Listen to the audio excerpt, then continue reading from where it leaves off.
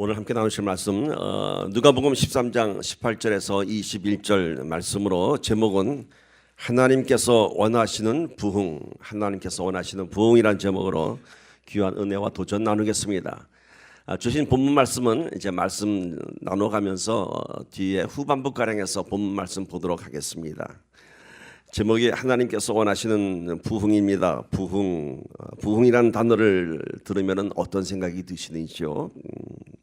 저는 한때 부흥이라는 단어를 생각하면 가슴이 뜨거워지고 벅찼던 시절이 있었습니다. 놀라운 부흥, 하나님께서 이루어 가실 일들, 그 부흥만 생각하면 막 가슴이 뛰고 찬양도 막 뜨거운 찬양이 내 안에서 올라나왔습니다. 그것은 분명 하나님께서 주신 열정이었고 소망의 단어였습니다. 그래서 그때는 이따 그 찬양을 하겠지만 부흥이란 찬양만 하면 그렇게 마음이 뜨거워졌습니다. 그런데 언제부턴가 이 부흥이라는 단어 앞에 마음이 많이 무거워지고 부담스러워지고 심지어 답답함이 아니라 죄책감마저 들게 되었습니다.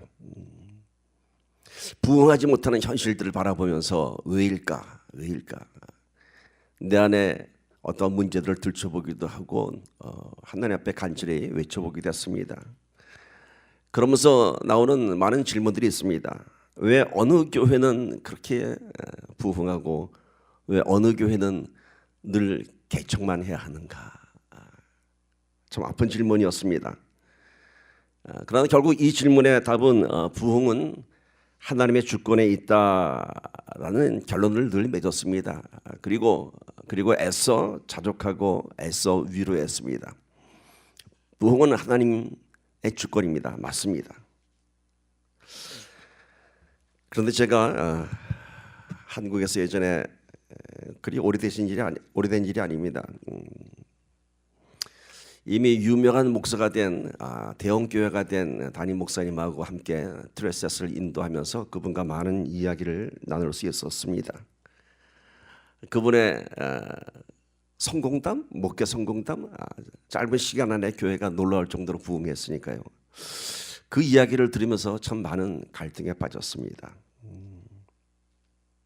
그분은 개척하기 이전에 이미 자기가 개척할 지역에 대한 철저한 조사를 했다고 합니다. 그리고 개척을 하고 모든 지역에 있는 아파트 단지에 매주 수천 장의 전도지를 뿌렸답니다. 일주일 내내 전도지를 다니면서 만나고 전해주고 길거리에서 전해주고 하고 그리고 주일 아침에는 설레는 마음으로 그 전단지 받은 사람 중에 누가 올까 하고 이런 마음으로 강대상 앞에서 무릎 꿇고 기다리고 기도하고 있으면 예배 시간이 돼서 딱 일어나서 보면 아무도 없더랍니다. 참 그런 처절하고 외롭고 고독한 시간을 6개월을 지나갔다고 합니다. 6개월을 사모 앞에 앉혀놓고 그렇게 예배를 드렸다고 합니다. 아무리 기다려도 아무리 기도해도 발이 정말 부르트도록 모든 아파트 단지를 엘리베이터도 타지도 않죠. 왜? 전단지를 주려면은 다 일일이 방문해야 되니까 맨 꼭대기층 올라가서 내려오면서부터 두들기고 주고 없으면 밑에 넣고 이렇게 하는데 아무도 안 오더래요. 그래서 이 목사님이 일단 목회를 잠깐 줬고 그 지역에 있는 모든 교회를 방문했다고 합니다. 모든 교회를.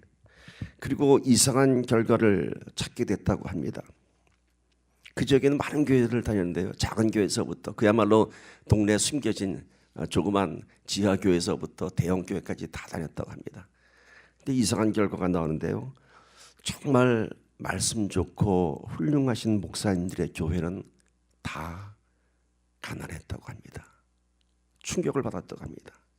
그리고 오히려 잘 될 것 같지 않는 좀 보기에도 별로 은혜스럽지 않은 그런 분들이 하시는 교회는 다 교회가 컸다고 합니다.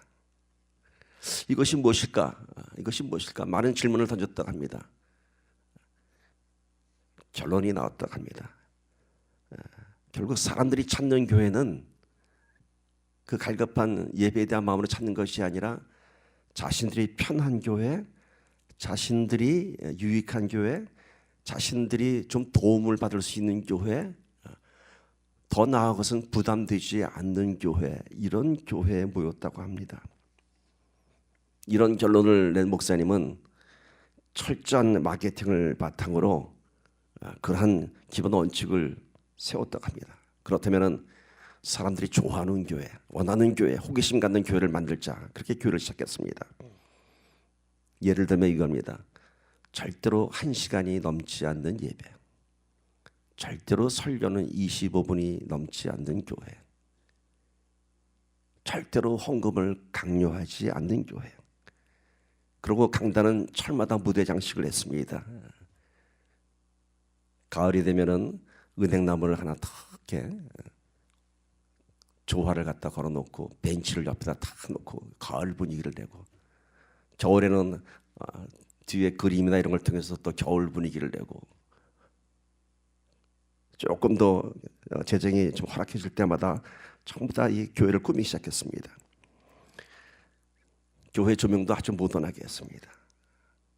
그리고 본인 자신도 성도들이 좋아하는 스타일링을 했다고 합니다. 그 당시에 뜨는 영화배우 조인성 비슷하게 자칭 나는 조인성이라 하면서, 그러고 보니까 좀 비슷하게 생겼더라고요. 이제 제가 이 얘기하면 여러분이 누군지 아시겠지만 제가 설교에서는 이름을 대지 않겠습니다. 이분이 어느 정도 스타일링 했냐면요, 제가 이제 트레사스를 인도하는데 제가 찬양 파티를 인도합니다. 막 뜨거운 찬양이 쏟아지고 막 그 안에 막 뜨겁습니다, 열기가.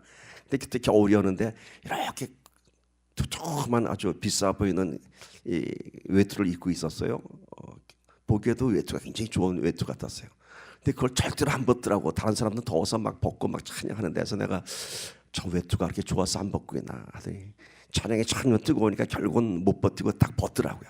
딱 벗는데 오 마이 갓, 글쎄 쫄티를 딱 입고 있더라고요. 반팔 쫄티를. 누가 보기에도 목사 같지 않았어요. 근데 그걸 그 교회 성도들이, 아줌마 성도들이 그렇게 좋아한대요. 대리만족을 하면서. 이분의 예상에 적중했습니다. 짧은 시간 안에 놀라운 부흥을 하며 대형 교회가 되었습니다. 사람들은 예배를 보러 온다기보다는 잘 준비된 공연을 보러 오는 그런 마음이었습니다. 교회 이름도 바뀌었는데요, 다 안 되고 끝부분만 되겠습니다. 레포츠 교회. 교회 이름이 레포츠 교회예요. 그리고 그 교회에는 드디어 실내 수영장이 들어왔고요, 헬스클럽이 들어왔고요, 애들이 운동할 수 있는 농구장이 있는 큰 실내 체육관이 들어왔습니다. 와우. 이 정도 되면 교회가 참 놀라운 기능을 발휘하는 거죠.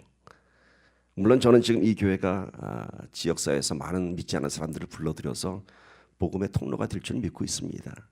일단 불러 모아놓고 복음을 전하겠다 하는 그런 목사님이 그런 뜻이 있으리라고 생각합니다. 그런데 제가 아는 어떤 이단 교단에는요, 그 교회 단지 안에 어느 정도 시설이 있냐면은 골프 연습장이 있고 보울링장도 있습니다. 또 놀이기구, 아이들이 좋아하는 그런 놀이기구까지 있는 그런 교단도 봤어요. 물론 이단이지만 뭔가요? 사람들을 불러 모으기 위한 교회가 된 것입니다. 참 애타게 기도하며 귀한 말씀 전하기 위해서 단에 무릎 꿇고 기도하는 목사님들은 늘 가난한 교회 재정이 어렵고 이런데 사람들이 다 호기심 끄는 교회를 했더니 교회가 뻥 터졌어요. 이런 현실을 보면서 참 많은 갈등을 하게 되었고 실망도 하기도 하였습니다. 사람들이 원하는 교회, 이게 하나님이 원하는 교회일까? 정말 이게 부흥일까? 그러면서 부흥에 대해서 다시 한번 깊게 생각해 봤습니다. 목사들이 원하는 부흥이 아니라, 사람들이 원하는 부흥이 아니라 과연 하나님께서 원하시는 부흥은 무엇일까? 그 해답은 언제나 성경 안에 있습니다. 저는 언제나 많은 갈등과 질문과 문제들이 있으면은 제 생각보다는 성경 안에서 해답을 찾으려고 합니다. 그래서 하나님께서 원하시는 부흥, 그 부흥의 참된 의미를 찾기 위해서 다시 또 성경에 들어갔습니다. 그리고 성경의 많은 사건과 인물들을 묵상하였습니다. 이스라엘 역사를 다시 한번 부흥이라는 관점에서 보게 되었고요. 성경에 기록된 그 수많은 유명한 인물들, 아브라함, 이삭, 야곱, 모든 선지자들을 보면서 과연 하나님이 택한 백성 이스라엘, 하나님이 부르신 그 모든 선지자들, 그들의 인생의, 그들의 역사가 과연 부흥의 역사일까 들여다봤습니다. 그런데 아니더라고요. 우리가 얘기하는 그런 부흥의 인생을 살지 않았더라고요. 오히려 고난의 연속이었습니다. 부흥의 역사는 이스라엘에 있었던 것이 아니라 오히려 애굽에 있었고, 바빌론에 있었고, 페르시아에 있었고, 그리스 로마 제국에 있었습니다. 오히려 그런 나라들이 세계사를 이끌고 있었습니다. 이스라엘은 언제나 이런 강대국의 노예가 되든지 포로가 되든지 식민지가 되든지 늘 찌질한 역사가 계속되었습니다. 그러다가 결국 나라가 없어지고 이스라엘 사람들은 전 세계에 흩어져 있다가 겨우 1948년 2000년이 다 돼서 지금의 이스라엘이 되었습니다. 한번 성경에 등장하는 개인의 인생들을 볼까요? 여러분 잘 아시는 야곱과 에서를 한번 비교해 봅시다. 성경에 야곱에 대해서 이렇게 얘기합니다. 로마서 9장 13절 보면은 야곱은 사랑하고 에서는 미워하였다. 하나님께서 말씀하시기를 야곱은 사랑하고 에서는 미워하였대요. 아니 도대체 태에서 나오기도 전에 무슨 에서가 잘못이 있다고 에서는 미워하고, 야곱은 무슨 이쁜 짓을 했다고 야곱은 사랑한다고 하였을까? 그러면 그 후에 쌍둥이가 이 세상에 태어나고 나서 그 후에 그들의 인생이 어땠을까? 그러면 하나님께서는 야곱을 사랑하셨으니까 야곱의 인생이 부흥돼야 되고, 야곱의 인생이 축복받아야 되고, 야곱의 인생이 성공한 인생이 되어야 하지 않겠습니까? 그런데 그 반대예요. 오히려 에서의 인생이 성공한 인생이었습니다. 오히려 야곱의 인생이 몰락한 인생이었습니다. 그들의 인생은 정반대였습니다. 그럼 성경에서 얘기하는 부흥이 뭔가? 내가 사랑한 그 아들의 그 인생이 그것이 무엇인가? 여러분 에서는요 일찍 독립했습니다. 일찍 독립했다는 말은 일찍 아버지 품을 떠났어요. 그리고 에돔 땅에 가서 자기가 족장이 되었어요. 그 후로 성공한 인생을 살았어요. 멋진 인생을 살았습니다. 에서 그의 인생에는요 가난이 없었고 찌질함이 없었습니다. 멋진 남자였어요. 자기의 장자권을 빼앗아간 야곱을 용서할 수 있는 멋진 형이었습니다. 통 큰 남자였습니다. 왜요? 그는 가진 것이 너무 많았습니다. 일찍 성공했습니다. 사냥을 잘했고 전쟁을 잘했습니다. 그야말로 성공한 인생, 부흥한 인생을 살았습니다. 반면 야곱은 어땠습니까, 여러분? 아버지를 속여가면서 장자권을 뺏었지만 결국 형이 두려워서, 그 멋진 형이 두려워서 삼촌 집으로 도망가서 삼촌 라반의 집에서 몇 년간 14년간 종살이를 했습니다. 이게 무슨 하나님의 사랑하는 인생입니까? 장자권마저 뺏어간 그 인생인데. 그리고 14년이 지나서 고향으로 돌아오면서 형 에서를 만날 생각하니까 더 무서웠어요. 그래서 에서를 만나기 전에 꼼수를 치잖아요. 선물을 준비하고 여자들을 앞세우고. 그런 야곱의 인생이 과연 하나님께서 사랑하는 인생일까요, 여러분? 그 인생이 부흥한 인생일까요? 그 후로 야곱뿐이 아니라 모세, 다윗, 다니엘, 수많은 성경의 주인공들의 인생은 부흥한 인생이 아니라 오히려 고난의 연성이었고 실패자의 인생이었고 찌질한 인생이었습니다. 다윗 보세요. 왕이 되고 나서도 광야에서 헤매고 늘 하나님한테 살려달라고 그러고, 아들한테 배반을 당해서 또 도망다니고, 그 무슨 인생이 그래요? 그런 다윗을 하나님께서 수렁에서 건졌다고 하지 않습니까? 모세 40년을 80이 될 때까지 처가살이하면서 목동으로 살았어요. 다니엘 왕족으로 태어났지만 포로로 끌려가 갖고요, 거기서 바벨론 밑에서 포로로 자랐어요. 그것이 그들의 인생이었습니다.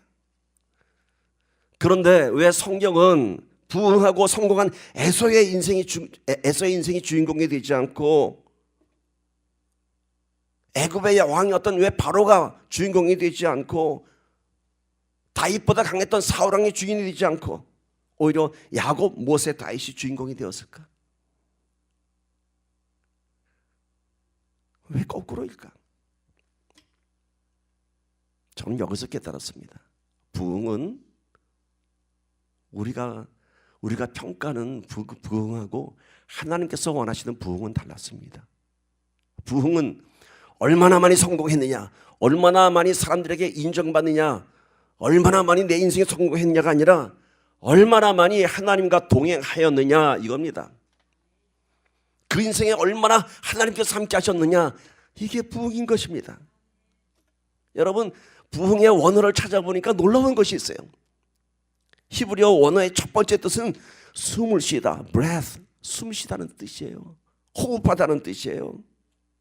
아이가 세상에 나와서 처음 숨 쉬는 그런 산소를 호흡하는 그런 호흡이 아니라 부흥의 시작은 하나님께서 우리에게 보신 그 생명, 우리 안에서 보신 그 생명을 다시 호흡하는 것입니다.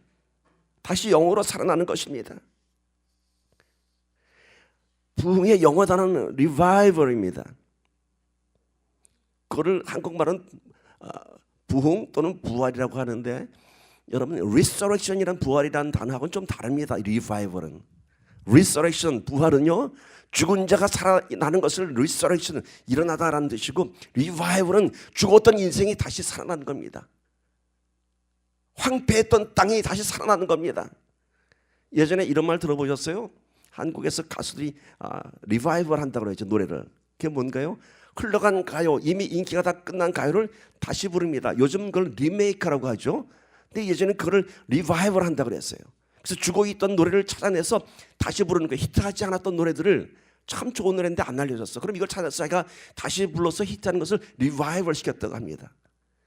부흥의 뜻은 뭔가요? 죽었던 것을 다시 살아 일으키는 것입니다. 죽었던 인생이 이제는 육의 호흡이 아닌 영의 호흡을 하는 것입니다. 그것이 참된 부흥의 의미인 것입니다. 세상 기준의 부흥이 아닌 하나님이 원하시는 부흥한 인생을 사는 것은요, 하나님과 함께 동행하고 하나님이 주신 그 생명으로 호흡하는 것입니다. 그리고 그 인생 가운데서 나의 성공의 이야기를 드러내는 것이 아니라 하나님을 드러내는 인생, 이것이 부흥한 인생입니다. 부흥에 대해서 다시 생각해야 돼요.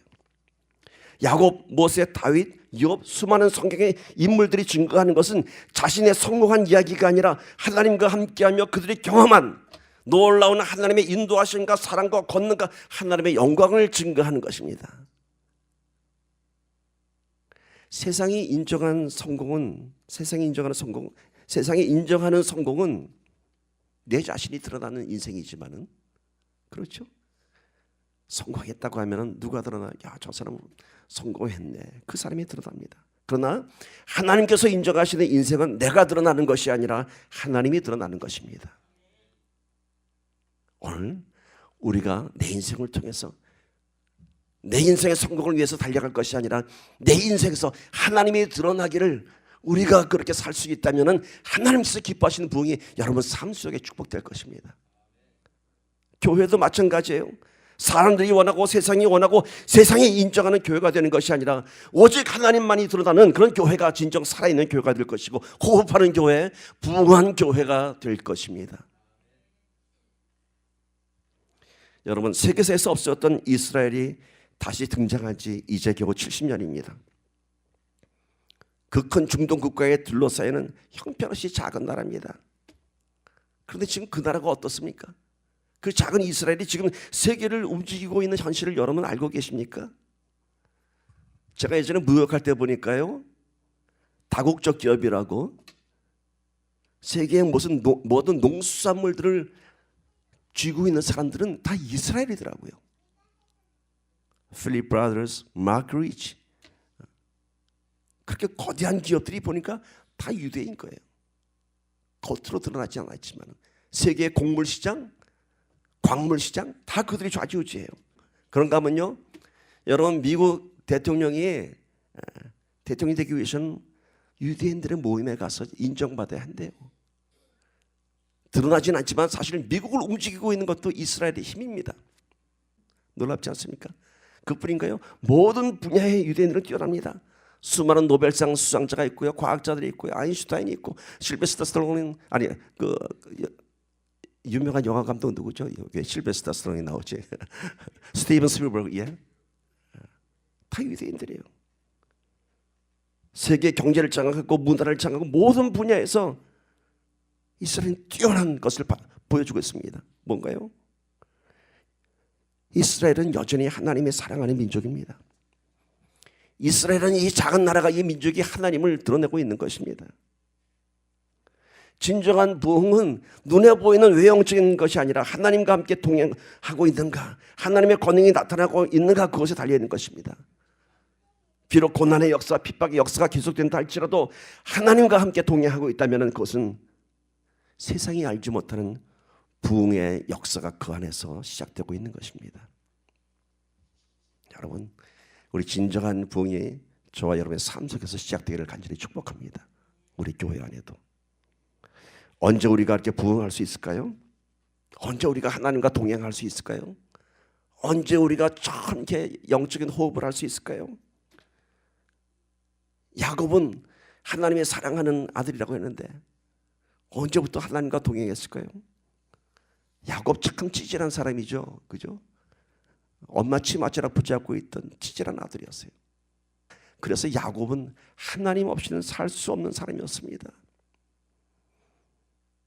그래서 야복강가에서 당신 아니면 난 죽겠다고 죽기 살기로 씨름하지 않았습니까, 여러분? 오늘 우리 참 보면은 저도 제 자신을 보면 참 찌질해요. 가만 보니까 나도 하나님 없이는 살 수가 없겠더라고. 그래서 기도할 수밖에 없는 거예요, 여러분. 오늘 여러분의 인생을 한번 깊이 들여다보세요. 여러분의 힘이 있으면 얼마나 있고 여러분의 능력이 있으면 얼마나 능력이 있겠습니까, 여러분? 조그만 여러분 환경이 무너지면 감당할 수 없지 않습니까, 여러분? 하나님 없으면 살 수 없는 우리들이에요. 그때 우리가 하나님 손 붙잡지 않습니까, 여러분? 그때가 우리 안에 심령의 부흥이 시작되는 것입니다. 기드온 보세요. 겁 많고 의심 많은 사람이었습니다. 미디안을 치라고 하니까 징표를 보여달라고. 아니, 하나님이 하라고 하면 하지. 그것도 못 믿어서. 그 의심 많은 기드온. 우리도 그러지 않아요? 하나님 징표 보여주면 내가 할게요. 골리앗 앞에 선 다윗 아직 어린 소년이었어요. 그러나 다윗은 어떤 믿음이 있었죠? 여호와 하나님이 나와 함께 할 것이다. 골리앗 넌 검과 창으로 나오지만 나는 능력의 여호와 함께 하고 있다. 모세 80세의 노인 때 그때 하나님이 찾아오셨습니다. 아무것도 가진 것이 없었어요. 늙어버린 노인에다가 네 손에 가진 것이 뭐냐? 찌들은 지팡이밖에 없었어요. 보세요. 야곱이나 기드온, 다윗, 모세 다 세상에 보기에는 말도 안 되는 형편없는 사람들이었지만은 바로 이들을 통해서 하나님이 일을 하셨습니다. 내 삶이 곤고한 그때에 사람들이 볼 때 지질한 인생이라고 손가락질 할 때에 그때 우리가 하나님과 동행할 수 있습니다. 예수님 없이는 살 수 없는 내 인생의 그때가 부흥할 때입니다. 나의 연약함을 통해서 하나님께서 역사하십니다. 왜 약할 때 하나님이 강함 되신다고 했죠? 내가 드러나는 것이 아니라 하나님께서 드러나시기 때문에 그래서 강해지는 것입니다. 내가 드러나봐야 얼마나 드러나겠습니까? 그런데 우리는 여전히 내가 내 인생을 책임지려고 하니까 곤고하고 피곤한 것입니다. 여전히 내 인생의 성공을 위해서 살기 때문에 하나님의 영광이 나타나지 않습니다. 내 인생이 아닌 내 인생을 주관하시는 하나님을 드러내는 인생이 되기를 축복합니다. 하나님을 드러내는 인생. 어떤 상황에서도 내 인생을 통해 하나님께서 하실 일을 기대하십시오. 그리고 하나님께서 하셨습니다 라고 고백하십시오. 그것이 바로 부흥한 심령, 하나님과 동행한 믿음의 결과입니다. 부흥의 첫 번째 의미는 하나님과 동행하는 것입니다. 하나님과 함께 호흡하는 것입니다. 그러면 이제 뭘 하죠? 내 심령이 부흥했는데 뭐 할까요, 여러분? 부흥은 하나님의 사명이 드러나는 것입니다. 하나님의 사명. 바울이 다메섹 강변에서 주님을 만나고 던진 질문이 있습니다. 주님 누구십니까? 두 번째 질문은 주님 내가 무엇을 하리까? 사도행전 22장 10절 보세요. 내가 이르되 주님 무엇을 하리까? 그러니까 주께서 이르시되 일어나 다메섹으로 돌아가라.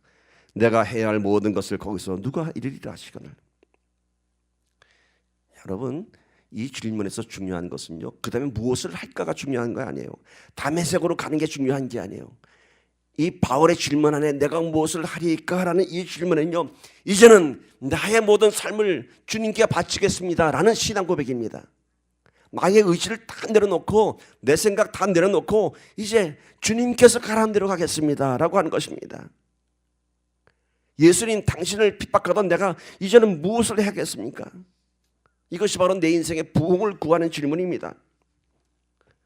오늘 우리가 하나님께서 원하시는 인생을 살려면 이런 질문이 있어야 합니다.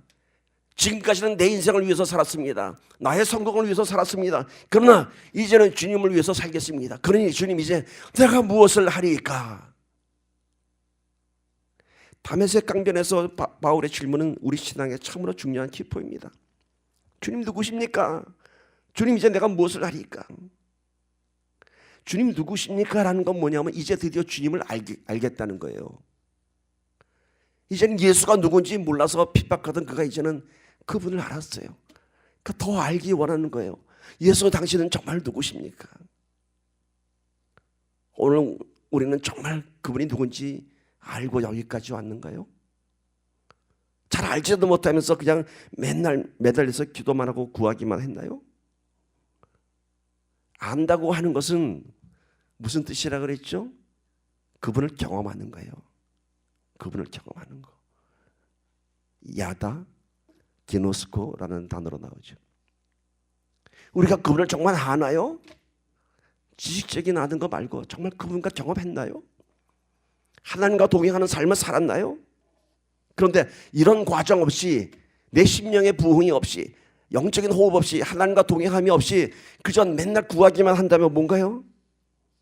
여러분 알지도 못하는 사람한테 구하면 그걸 뭐라 그러죠? 어려워요 제 질문이. 알지도 못하는 사람한테 나 뭐 좀 주세요, 뭐 좀 도와주세요. 그럼 뭐죠? 거지 같은 인생이죠. 뭐. 알지 못하는 사람한테 구걸하는 거는 그게 바로 거지예요. 여러분 우리 신앙이 어디 와 있습니까? 거지 같은 신앙입니까 여러분? 주님 알지도 못하면서 지금까지 그냥 기도만 했어요? 나는 하나님의 자녀인가 아니면 구하기만 하는 거지인가? 여러분 진심으로 주님과 동행하는 우리가 되어야 할 줄 믿습니다. 그때는 당당히 구할 수 있습니다. 왜? 내가 그분을 알기 때문에. 그분이 나를 알고 내가 그분을 알고 그 관계가 자녀의 관계, 내 아버지이기 때문인 것입니다. 그러면은 이제 그 다음 세컨 스텝이 내가 무엇을 해야 할까요? 주님 무엇을 해야 할까요? 그때 하나님께서 우리에게 귀한 사명을 주시는 것입니다. 자녀가 되면요 자꾸 아버지께 질문하게 돼 있어요. 그리고 구하게 돼 있어요. 지금 주님 내가 무엇을 하리까? 이거를 여러분 아주 제가 재밌게 비유 한번 해볼게요. 우리 사무엘이 언젠가 수요 예배 기도 끝나고 나서 제가 그 깜깜한 데 혼자 이거를 PA 시스템을 정리하고 있었어요. 마이크 줄을 긋고. 그러니까 사무엘이 제 옆에 오더니 목그림 나 뭐 할까? 와우. 목그림 나 뭐 할까? 주님 내가 무엇을 하리까? 와우. 우리 하나님 얼마나 기뻐하실까? 얼마나 기뻐하실까? 근데 제가 사무엘은 괜찮아 목그림 다 할까요? 이랬을까요? 아니요. 걔도 하고 싶은 거예요. 뭔가 목그림 도와주고 싶은 거예요. 자기의 존재 가치를 인정받고 싶은 거예요. 사무엘이. 그래? 그럼 이 줄 좀 갖고 와봐. 신나서 갖고 옵니다. 여러분 바로 이거예요. 우리 신앙은. 주님 내가 무엇을 하리까? 하나님께서 나 다 할 수 있어. 물론 하나님 다 할 수 있습니다. 그런데 우리에게 사명 주시는 이유는 하나님께서 기뻐하시기 위한 거예요. 우리가 하는 게 너무 이쁜 거예요. 우리가 해봐야 얼마큼 하겠습니까? 여러분, 우리가 해봐야 얼마큼 하나님 나라에 우리가 이만큼 될까요? 근데 우리가 하겠다고 하는 게 이쁜 거예요. 여러분, 사명은 하나님께서 우리에게 조그만 것부터 주세요. 할 수 있는 것부터 주시는 거예요. 갑자기 우리가 거룩한 사명 줘갖고 감당도 할 수 없는 그런 사명 주시는 거 아니에요. 괜히 자기 혼자 머릿속에 내 뜨거운 마음으로 하나님이 나한테 이런 사명 주셨고 나가면 이제 돈키호테밖에 안 돼요. 내가 할 수 있는 것부터. 일이 중요한 것이 아니라 하나님과 함께하는 것이 더 중요한 것입니다. 근데 저런 사무엘이 나 뭐 할까요? 목걸이 뭐 할까 하다 내가 이제 크면 어떻게 되는지 아세요? 미운 7살이 되면은 제가 사무엘 나 이것 좀 도와줄래? 그러면 싫어, 나갈 거야. 이러고 뛰어나가겠지. 요즘 슬슬 그런 게 보이더라고. 나 혼자 갈 거야 이러더라고요. 지금 우리가 그런 스텝인지 몰라요. 처음 마음이 뜨거울 때는 주님 뭐 할까요? 하나님 뭐 할까요? 이러다가 나랑 같이 하자. 지금은 아닌데요. 지금 좀 바쁜데요. 내가 할 일이 많은데요. 여러분, 하나님께서 우리에게 사명 주시는 이유는 하나님의 능력이 없어서가 아니라 우리와 함께 가자는 거예요. 우리가 해봐야 뭘 얼마큼 하겠어요. 그리고 사명 주는 것도요, 스텝이 있어요. 걸음마 할 때 주는 게 다르고 걷기 시작할 때 주는 거 다르고요. 뛰기 시작할 때 주는 거 다르고 사명이 다 달라요. 난 이제 겨우 걸음마 하는데 주님이 너 내일 100m 달리기 선수에 나가라? 이러실까요? 아니죠. 자, 걸음마 할 때는 한 2m 앞에서 여기까지 와라.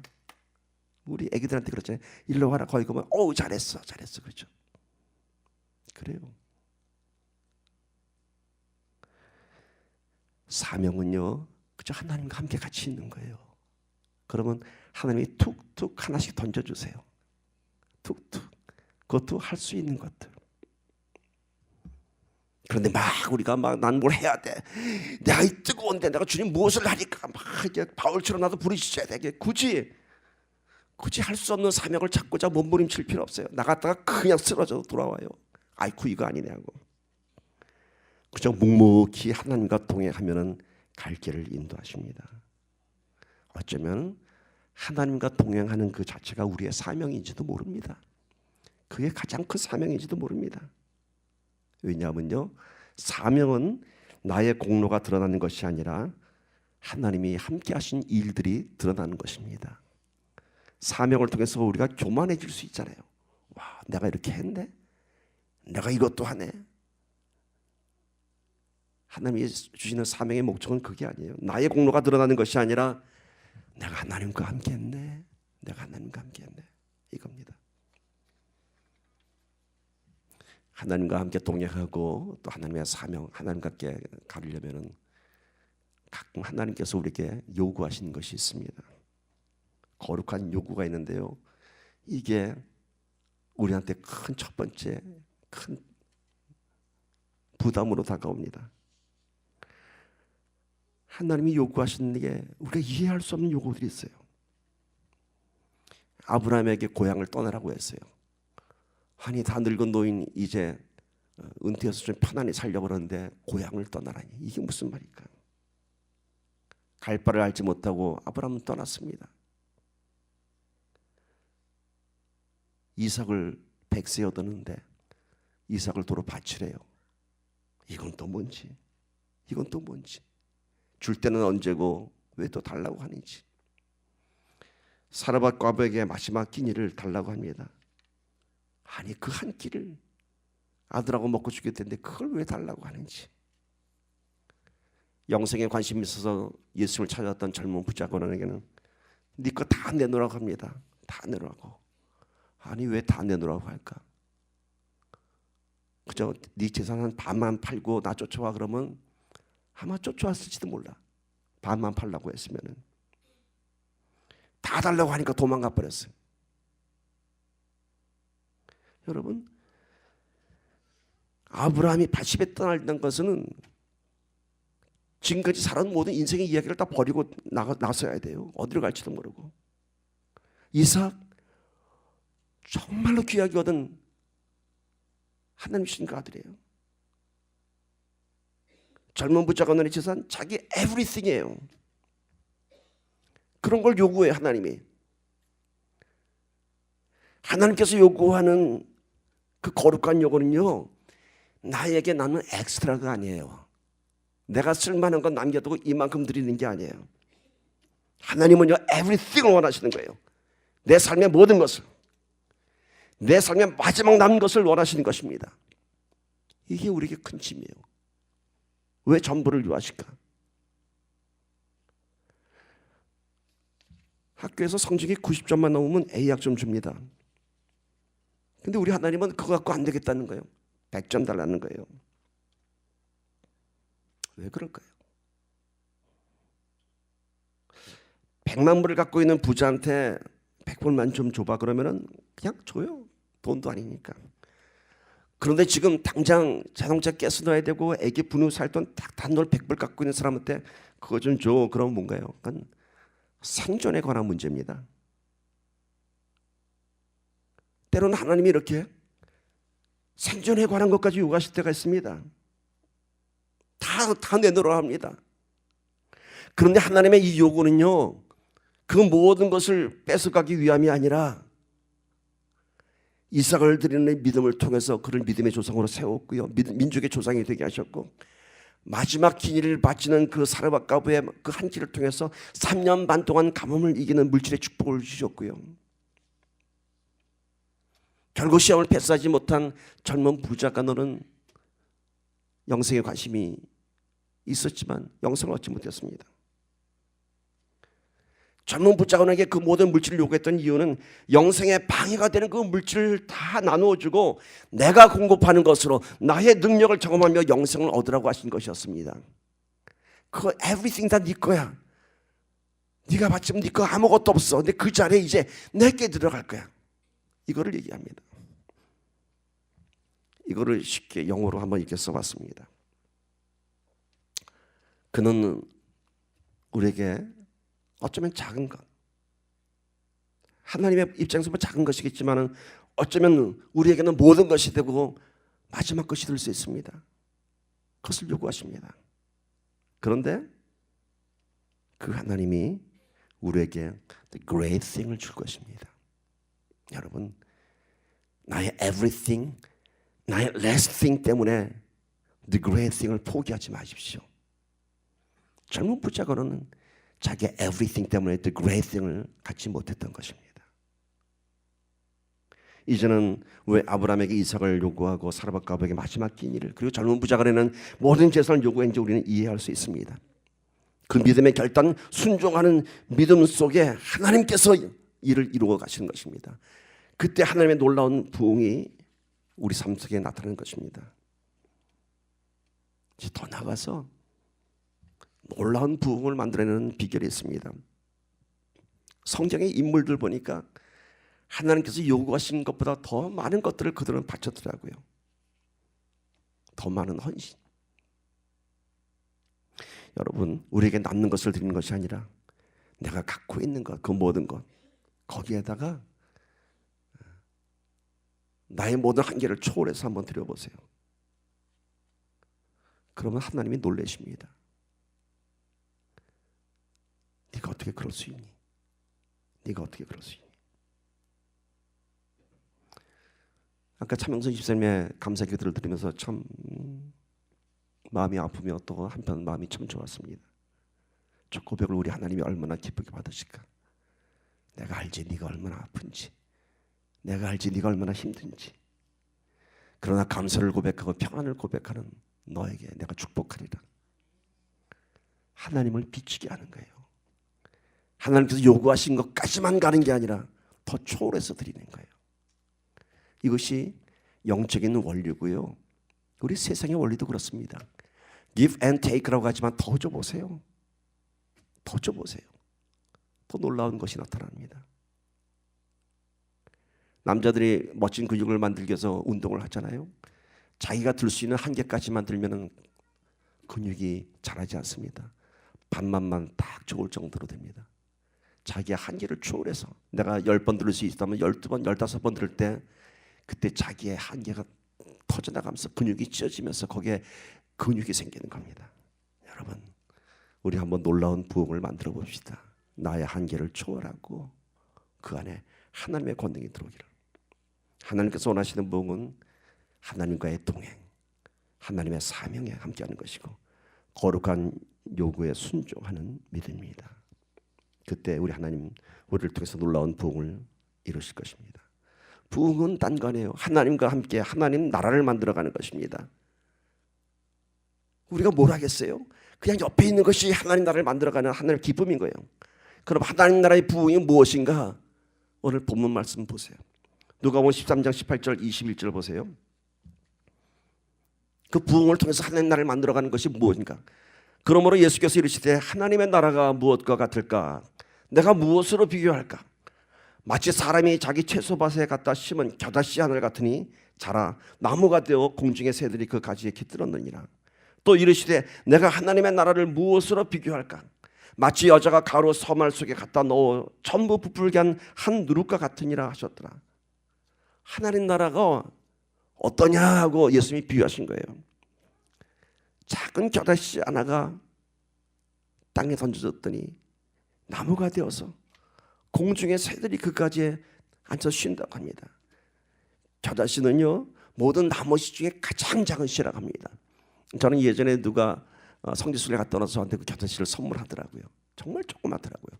근데 그 겨자씨가 들어가서 싹이 나고 잎이 나고 나무가 되면 어느 정도 나무가 된다고요? 벌과 나비가 오는 그런 게 아니라 새들이 와서 쉬었다 간대요. 놀랍지 않습니까? 하나님 나라가 그렇다는 거예요. 요만한 작은 나무, 작은 겨자씨가 그런 공중에 나는 새들이 와서 쉬는 그런 나라가 되는 거예요. 누룩은 뭔가요? 곡물을 반죽해서 효소 곰팡이를 번식시킨 거예요. 근데 그 누룩의 실체는요 우리 눈으로 볼 수가 없어요. 효소 곰팡이는 우리 눈으로 확인할 수 없는 거예요. 그런데 그 눈에 보이지 않는 그 곰팡이가 서만의 곡식가루를 다 부풀게 한다고 합니다. 이게 하나님 나라에 대한 비유 안에 부흥의 법칙이 있는 거예요. 이게 뭔가요? 작은 겨자씨가 큰 나무가 되고 눈에 보이지 않는 누룩이 들어가서 서만의 곡식가루를 어마어마하게 부풀게 하는 거예요. 바로 우리가 요즘 쓰는 대박이라는 대박의 법칙이 있는 거예요. 대박의 의미가 뭔가요? 작은 것을 투자해서 크게 성공하는 것이죠.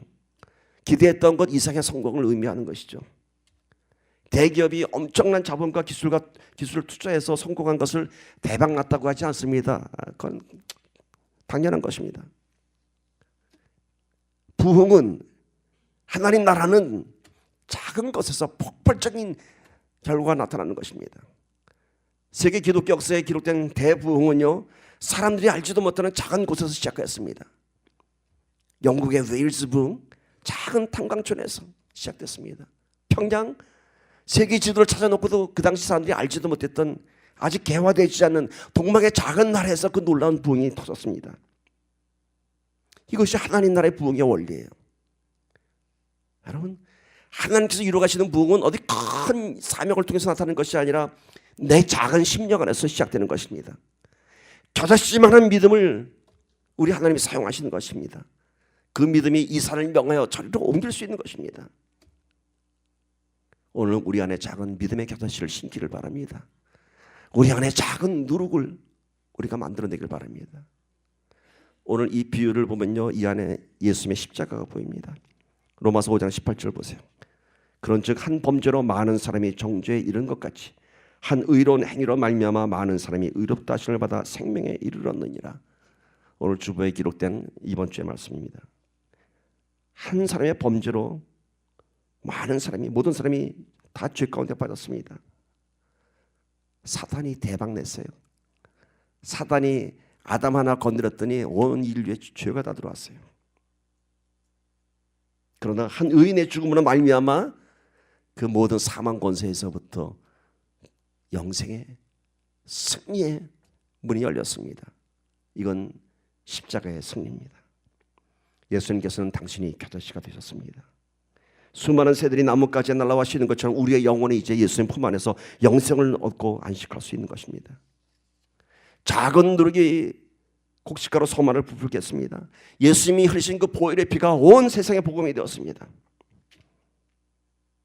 말씀 마칩니다. 여러분, 우리 모두가 겨자씨가 되고 누룩이 되기를 바랍니다. 내가 변하면 세상이 변합니다. 내가 나무가 되면 가족이 쉴 수 있습니다.